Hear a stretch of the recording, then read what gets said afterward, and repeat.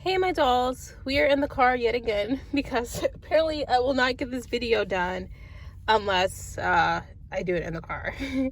If you've been following my channel for a while, you will know that I often did videos in the car around work because that's the only time I could find to squeeze it in. Now, ignore my hair because my human picked me up off of the floor and threw me in her bag because she almost forgot me at home. She did forget her notes, and so this video will be a freestyle, essentially. I did make, or the human, I'm the mini me, by the way. The human made me Star Wars shirt. Pretty cool, yeah? And also this little lightsaber, which is yellow, because hashtag Team Torben, I think that's his name. Yeah. His moves are like really cool in the Acolyte. How he was like blocking the arrows, but like honestly, like where are all the guns? Where are all the guns? Like in space, in future space. You mean to tell me they reverted back to using arrows? Whatever. Yeah, so he blocked them. Well, they kind of revert back to using swords too, don't they? Weird. Anyway, his moves were really cool, blocking, and if anyone should have been shipped in this show, it should have been with Torben, honestly speaking. Not sure why. Well, yeah, I'm sure why, because this show is horrible. I'm going to tell you why it's horrible, but I'm going to tell you why we're not getting dolls either. And the action figure dolls that are out or coming out do not count. Those are not the dolls I'm talking about. I'm talking about dolls like Barbies. So Mattel makes dolls for shows all the time. Other dolls get made for shows all the time. Like I think another company did zombies, the zombie line. Anyways, yeah, so that's the point of this video.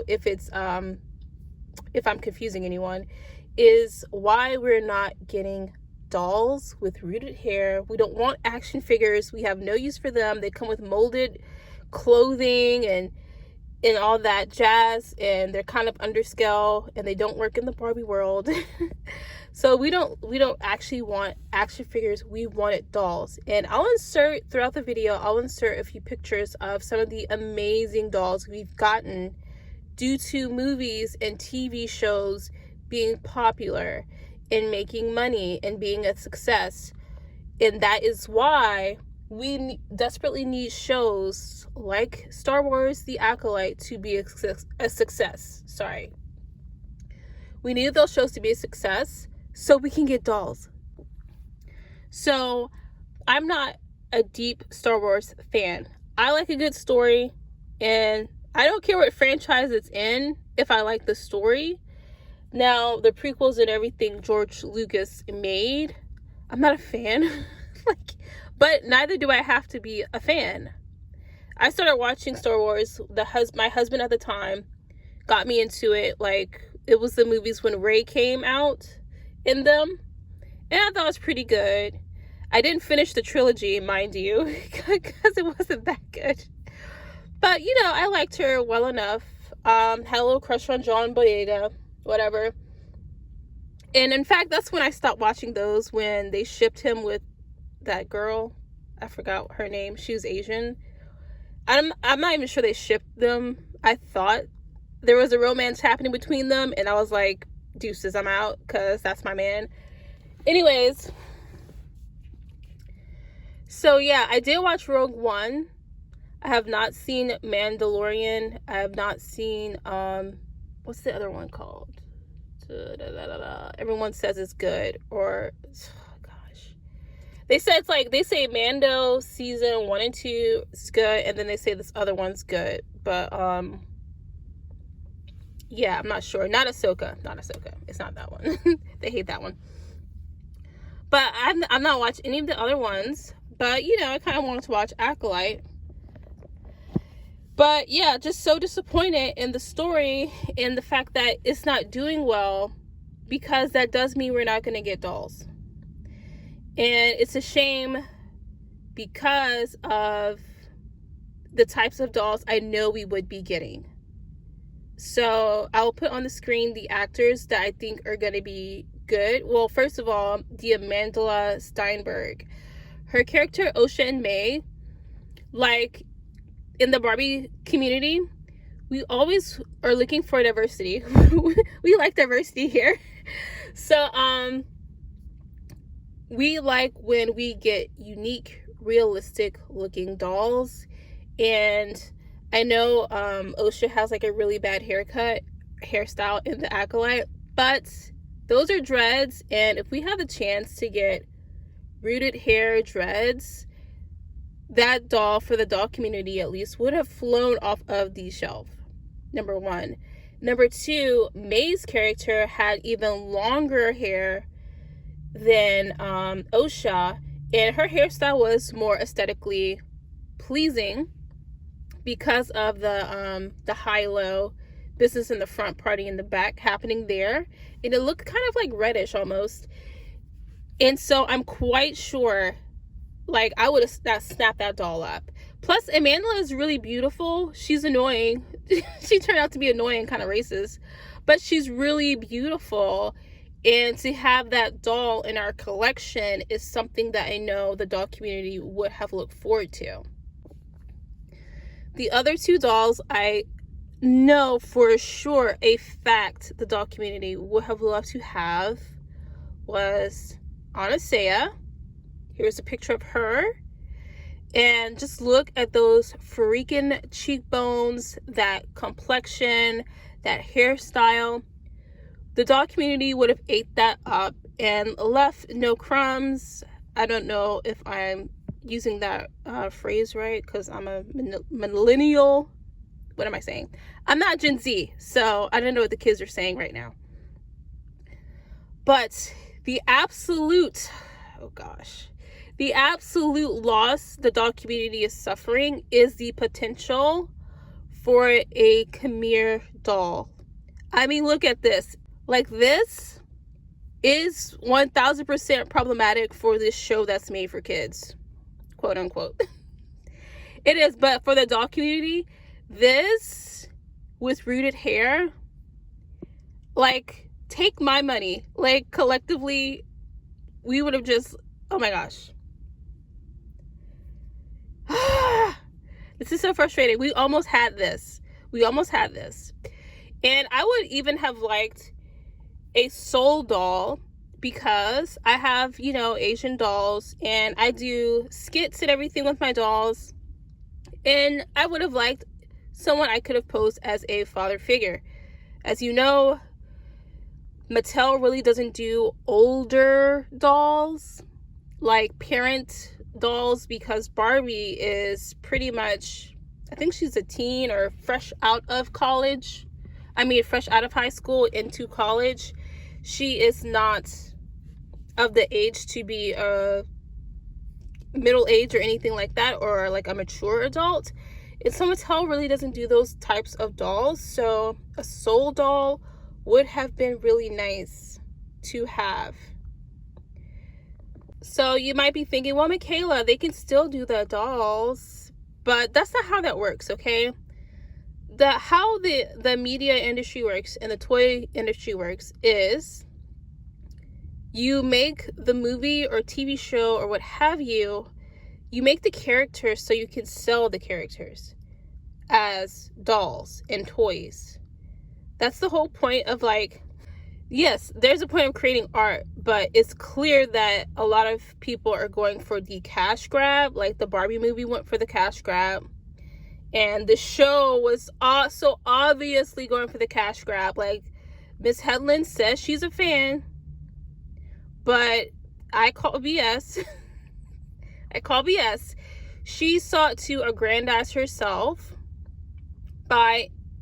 she wants street cred for Star Wars. She wants Star Wars street cred, and she tried to take a shortcut, and it backfired.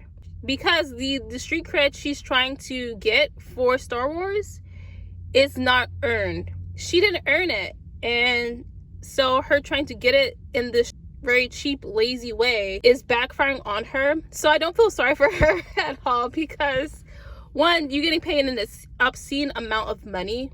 Number one, the show costs like $180 million to make. I'm guessing that had to do with salaries, because if you look at the show, nothing in it is like $100 million. There's nothing in there that's screaming $100 million. That's basically what was at the forefront of this. There's a lot of self-insertion, and really, like, if we cared about Leslie's personal story, she could have written a biography, maybe about her working with or under, or, you know, as a subordinate to Harvey Weinstein. And if people were interested in her life story, they could have bought that, and then maybe even a documentary on Netflix.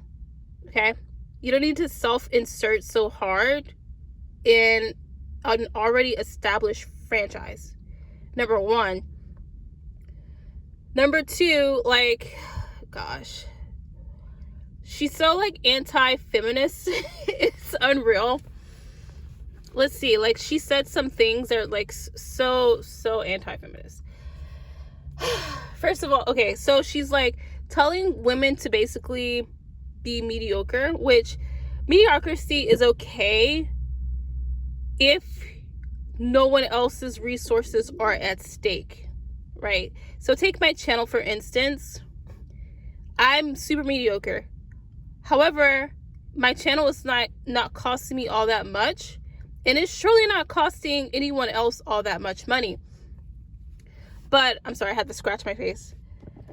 She was on stage or something giving an interview, and she was telling, you know, she was encouraging women, like, if you don't know how to make a show and you get approached to make a show, just say yes.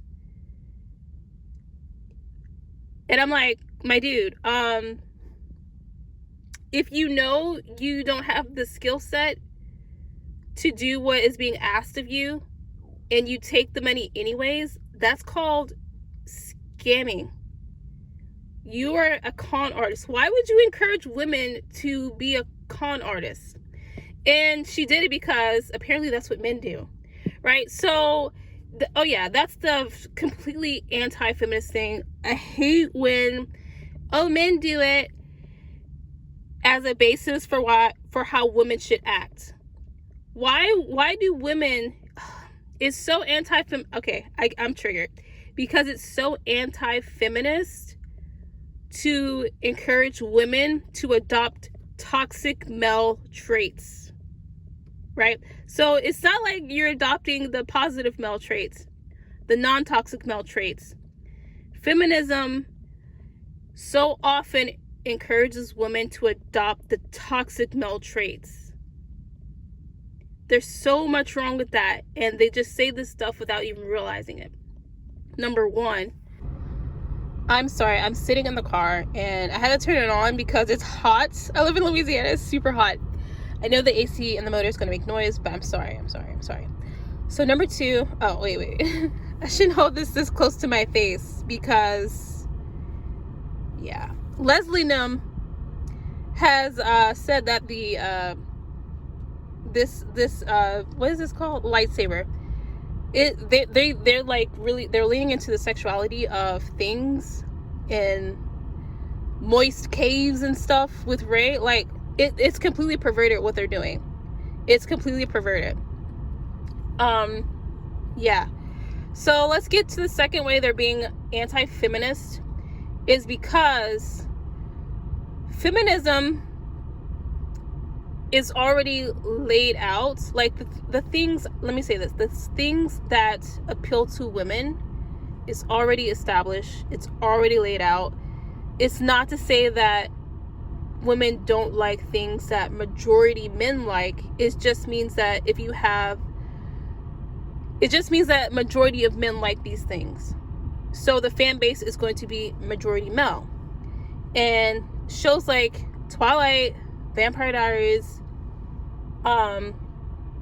like 50 Shades of Grey or whatever, Bridgerton, the fan base there is majority female. That's not to say that men can't or won't like it. It just means that the fan base is going to be majority female. But what Miss Leslie has done, Miss Leslie, what she has done is she tries to take a franchise that is predominantly male and insert a bunch of ideas that audience does not find appealing, right?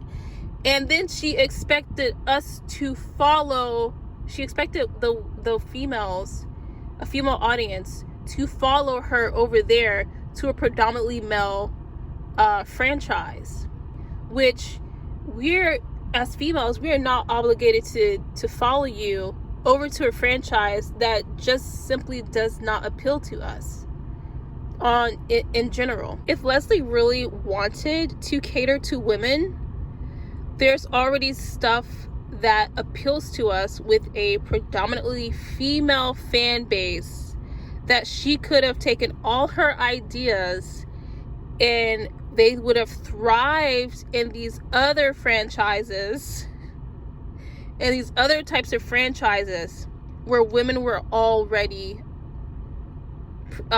dominating. Okay, they would have thrived there. All the stuff that she put into, all the stuff that is like hindering Star Wars would have worked in a franchise similar to Twilight, Bridgerton, what's the other ones I named earlier? Like any romance, you know, Insurgent, Hunger Games, like those things would have worked in those franchises. I'm just realizing like a bunch of women, like a bunch of the books to movies were written by women and have a female protagonist as MCs. So the fact that she claimed to cater to females, but she did not go where the females were, is anti-feminist. But I 1000%, I would bet good money that she claims to be a feminist. And it's like, no ma'am, you're not, because you didn't cater to us. You went to a predominantly male space, expected us to follow you, and now you're mad because we didn't follow you there. No, because we're over here having fun and watching K-dramas. We like those. Anyway, all was not lost. She wants to put this stuff into a male-dominated space. All was not lost. But she could have salvaged the situation. She could have had us, had the romance been good. And the romance was not good. Let me explain what I mean. You have stories like Beauty and the Beast, Twilight, 50 Shades of Grey. I'm just trying to name things that people can easily, you know, reference. And they don't have to go do research. What is that? No, you know what I'm talking about.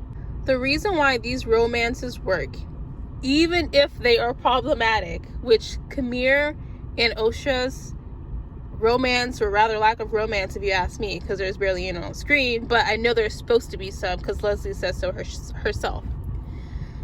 Their romance does not work because he did not change for her. In these other movies, these are dangerous, dark triad men. They have that dark triad, shadow, trait, personality. These are those types of men.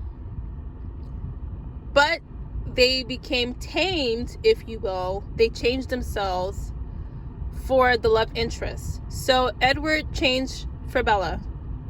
Beast changed for Belle. Who's the guy from 50 Shades of Grey? Who is that guy? Whatever. He changed for that girl. You know? You get what I'm saying.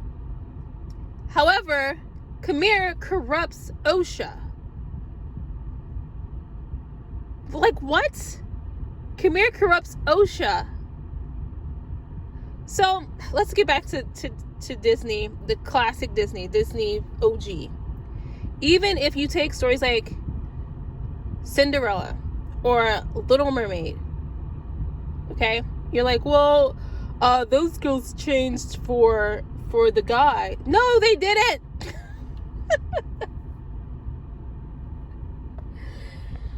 Which it might not seem like it, because Ariel was a literal mermaid.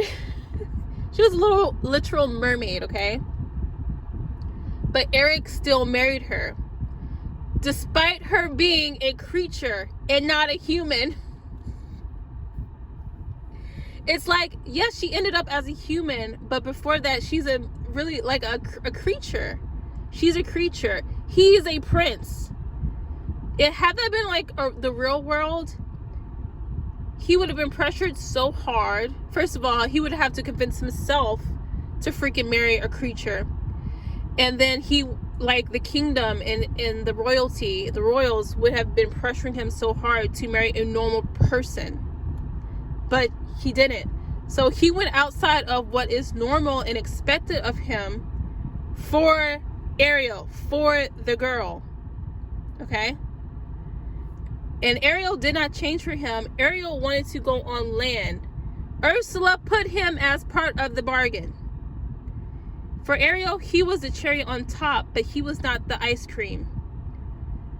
Ursula set that whole thing up and orchestrated that to center him as, because she's a toxic female. Ursula's a toxic female.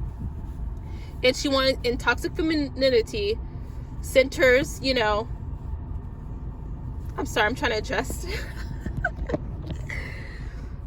The toxic feminine, the toxic female of that story centered Eric as Ariel's motivation when he was not. So let's go to Cinderella. Cinderella changed her appearance to go to the ball, but Cinderella wanted to go to the ball. She wanted to go have fun. The prince is just the cherry on top of the ice cream. He wasn't the ice cream, right? And princes are typically, it's demanded of them to marry other royals, which Cinderella was not. So Prince Charming actually went against the norm of the time, the expectations, the backlash that probably would have arisen through that, to marry a peasant. Like, she was of noble birth, but she was still in rags. I mean, come on. They're a princess. When you're a prince, you're expected to marry a princess. Yeah, don't let the modern day stuff fool you. There were so many people in royal times, like way back when, orchestrating, pulling strings, manipulating things to where princes, and even princesses would marry the right people to keep the right people in power. It was political. So Cinderella had like no political pull. Ariel had no political pull whatsoever. So no, those would not have been the choices for the prince of that time. So the prince had to go against everything to marry those girls. And so what I mean by when a guy changes for you, and that is good romance, is because when a guy has no reason to change for you except for the fact of his love for you, that is the flex. A guy corrupting you is not a flex. That's why Oshimir does not work as a romance. He didn't change for you, boo. He don't love you. Does he even know your name? He's probably like, who's Osha? That idiot. He doesn't like her. He's not going to change for you. He corrupted you. That's you changed for him. You went to his side. So he has a power in the relationship, right? So a woman's power sometimes is, or oftentimes, is portrayed by the man's willingness to change his ways for her. And so that's what Leslie Headland had. All she had to do was have Khmer change for Osha and have Osha not be corrupted. And then, to make things more interesting, they had the perfect setup for a love triangle because she has a twin. Oh my gosh. This story, this romance was on a silver platter for this lady. She had a powerhouse of Disney behind her. She had $180 million behind her. There's no reason we shouldn't be getting dolls in the doll community. There's no reason for this. I should not have to have made my own lightsaber. It should have come with a doll. Besides being anti-feminist, the show, or Leslie at least, she practices benign homophobia. So she's comparing her being a lesbian, you know, a part of the LGBTQ community. She's like equating that to Khmer wanting to kill people. And that's just that benign homophobia. You know what I mean? If you know of any of her articles, you might know what I'm talking about, because she called something out for being benign sexism. Well, now I'm calling her out for being benign homophobic, because you coming out, or the LGBT community wanting to find acceptance and just live their lives, is not the same thing as a mass murderer just wanting to murder people. That's so rude and homophobic. Why would you say that? This is in writing. This is an article. This is in writing. She said it. With this line of thinking, because I want to reiterate and kind of clear things up, it seems like with this line of thinking that the showrunners are advocating that everyone is entitled to acceptance, and it should go without saying that everyone is not entitled to the acceptance that they seek, and that as a human race, we should continue to hold some things as unacceptable. The bad thing about this show is that it conflates acceptance of murderers with the acceptance of the LGBT community, and that is just super wrong. These things do not equate. They are not the same thing, and murderers should not be the avatar for LGBTQ community. Now, I do believe in second chances and that people make mistakes, so not that they will ever watch my little video. I think that the showrunners and the actors and actresses that are saying all this stuff should, probably reevaluate what they said, and they should rephrase some of their statements. Amanda should obviously stop practicing her benign racism, which is like to say, just because you're a racist to white people, it's harmless. That's definitely not the case. She should really stop that. But Hedlund and Jacinto should probably apologize to the LGBT community for comparing them to murderers. And then they should be allowed to try again with a second season, in my opinion. And don't mess it up this time, because we would like to get dolls. Anyway, I have to go to work now, and I forgot my notes, so I'm just hoping that it hit on all the points that I wanted to hit on. Again, the point of this video was we're not getting dolls, and this is the reason why, because Hedlund got up in there, started messing around. She had all that money, all that space, all that opportunity to give a good romance that women would have flocked to. And it didn't even make money from the male audience because you didn't cater to them in their in the franchise where they were the dominant audience. You didn't cater to them, so you couldn't make money off them. And then you didn't give the women a good romance, so you couldn't make money off us, which means the show flopped, which means there's no money that's going to go into merchandise, and we're not going to get any dolls. So, anyway, comment below what doll from this show would you definitely have bought.